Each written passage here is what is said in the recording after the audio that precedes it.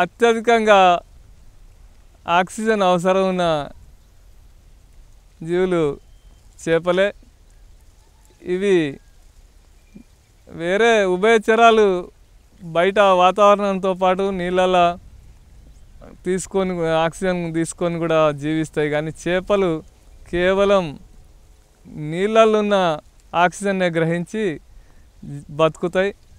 కాబట్టి ఆక్సిజన్ కొరత అనేది రాకుండా చూసుకోవడం ప్రధానం చేపలకు.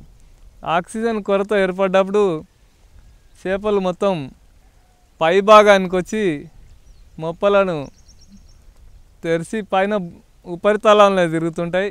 రైతులు అది గమనించి ఎమ్మడే నీటి లెవెల్ను పెంచడంతో పాటు ఆ నీటిలో తాజా కల్లీల సున్నం 50%, కల్లె ఉప్పు మొద్దుప్పు 50% కలిపి ఎకరానికి ఒక 60 కిలోల చొప్పున వెదజల్లినప్పుడు నీటిలో ఆక్సిజన్ % పెరిగి చేపలు సురక్షితంగా ఉంటాయి.